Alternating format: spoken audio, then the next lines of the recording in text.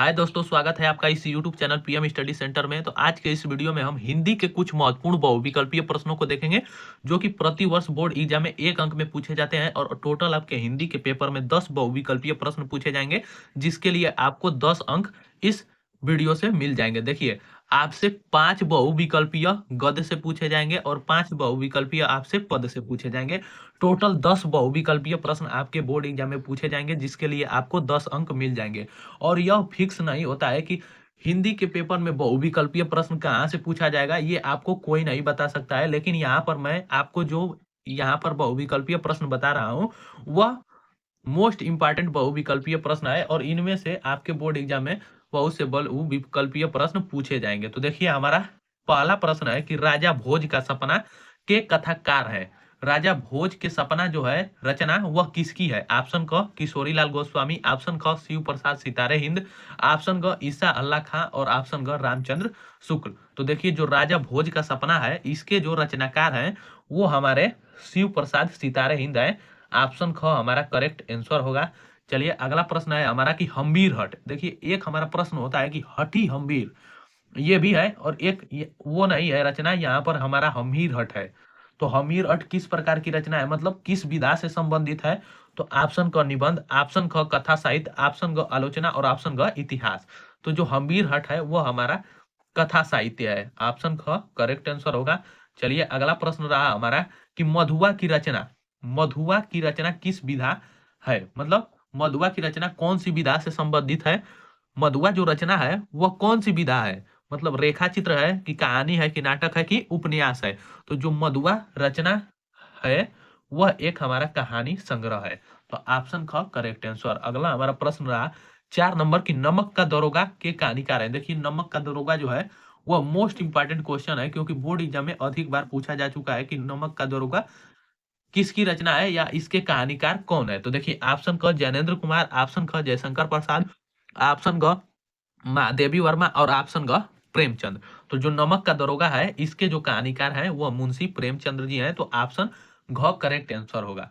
चलिए, अगला प्रश्न है हमारा, यहाँ पर 5 नंबर प्रश्न रहा कि निम्नलिखित में से कौन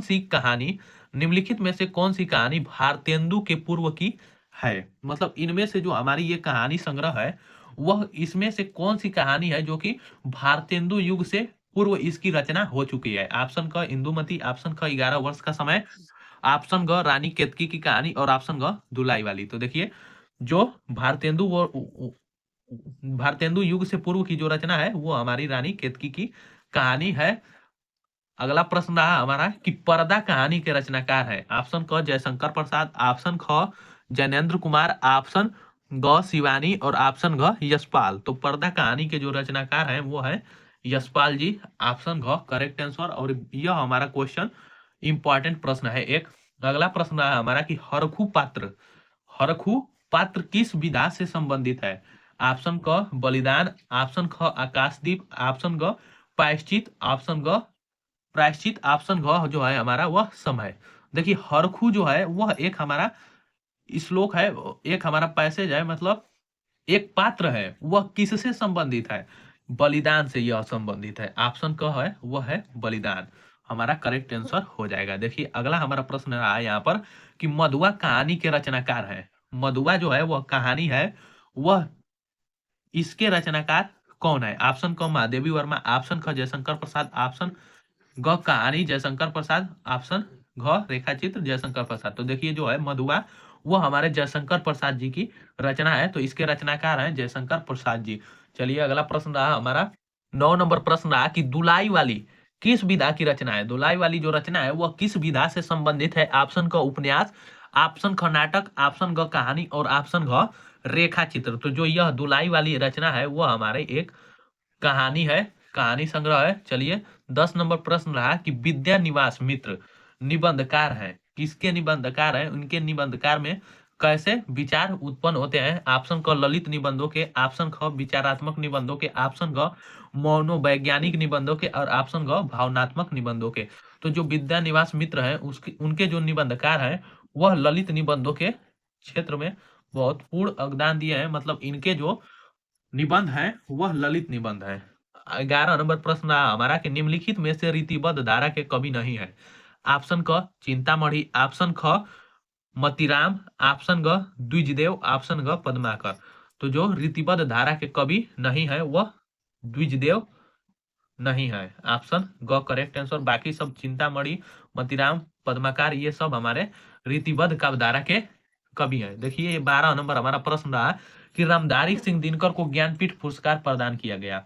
मतलब रामधारी सिंह दिनकर जो है उनको किस रचना पर, उनके किस रचना पर उन्हें ज्ञानपीठ पुरस्कार से सम्मानित किया गया था? ऑप्शन क कुरुक्षेत्र पर, ऑप्शन ख उर्वशी पर, ऑप्शन ग रेणुका पर, ऑप्शन ग हुंकार पर। तो देखिए जो इनकी महाकाव्य है उर्वशी, इन पर इन्हें ज्ञानपीठ पुरस्कार से सम्मानित किया गया था। चलिए अगला प्रश्न है कि उर्वशी के रचनाकार है।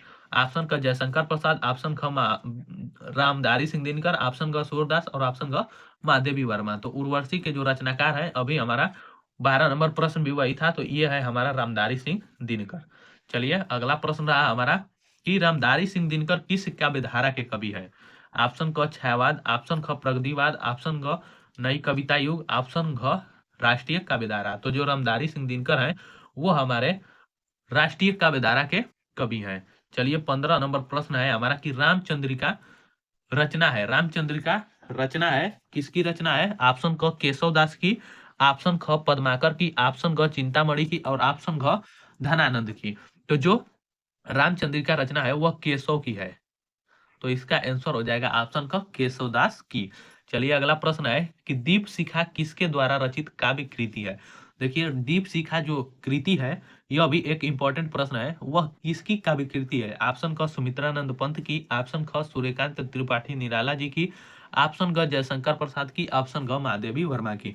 तो जो दीप शिखा के जो रचयिता है, काव्य कृति है, वह किसकी है? तो यहाँ पर हो जाएगा हमारा ऑप्शन घ करेक्ट आंसर, महादेवी वर्मा की है काव्य कृति दीप शिखा। अगला प्रश्न है कि रीति मुक्त काव्य की रचना है, रीति मुक्त काव्य की कौन सी रचना है? ऑप्शन क धनानंद, ऑप्शन ख सेनापति, ऑप्शन ग बिहारी और ऑप्शन ग वृंद। तो देखिए रीति मुक्त काव्य की जो रचना है वह सेनापति है, ऑप्शन ख रीति मुक्त काव्य की रचना है। तो यहाँ पर हो जाएगा हमारा ऑप्शन क धनानंद। देखिए यहाँ पर रीति मुक्त काव्य की रचना है, कहने का मतलब है कि रीति मुक्त काव्य कवि कौन है, इनमें से रीति मुक्त कवि कौन है? तो आलम बोध, धनानंद ठाकुर, देव, ये सब हमारे धनानंद ये हमारे रीति मुक्त के कवि हैं। तो ऑप्शन क हमारा करेक्ट आंसर होगा यहाँ पर। चलिए अगला प्रश्न है हमारा 18 नंबर प्रश्न की रीति सिद्ध काव्य धारा के प्रतिनिधि कवि हैं। ऑप्शन क धनानंद, ऑप्शन ख बिहारी, ऑप्शन ग बोधा और ऑप्शन घ आलम।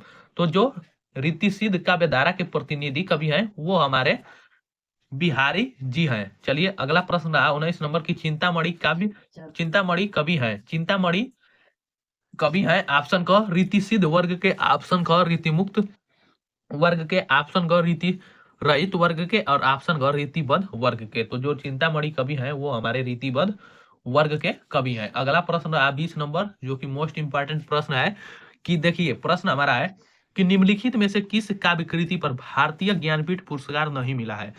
तो देखिए ऑप्शन क चिदंबरा पर, ऑप्शन ख कितनी नावों में कितनी बार, ऑप्शन ग उर्वशी पर और ऑप्शन ग प्रिय प्रवास पर है। और कह रहा है कि इनमें से किस रचना पर उन्हें ज्ञानपीठ पुरस्कार नहीं मिला? तो देखिए इनकी जो रचना है प्रिय प्रवास, इन पर इन्हें ज्ञानपीठ पुरस्कार से सम्मानित नहीं किया गया था। बाकी सब चिदंबरा कितनी नावों में कितनी बार और उर्वशी पर इन्हें ज्ञानपीठ पुरस्कार से सम्मानित किया गया है। तो यहाँ पर प्रश्न कह रहा है कि नहीं मिला है, तो प्रिय प्रवास पर इन्हें ज्ञानपीठ पुरस्कार नहीं मिला है। तो ऑप्शन हमारा घ करेक्ट आंसर हो जाएगा। तो आज के इस वीडियो में बस इतना ही, और ये थे हमारे 20 मोस्ट इंपॉर्टेंट हिंदी के कुछ महत्वपूर्ण बहुविकल्पीय प्रश्न। तो आज के वीडियो में बस इतना ही, मिलते हैं नेक्स्ट वीडियो में। और यदि यह वीडियो पसंद आए तो इसे ज्यादा से ज्यादा लाइक, शेयर और चैनल को सब्सक्राइब करना ना भूलें। और वीडियो को पूरे लास्ट तक देखने के लिए बहुत बहुत धन्यवाद।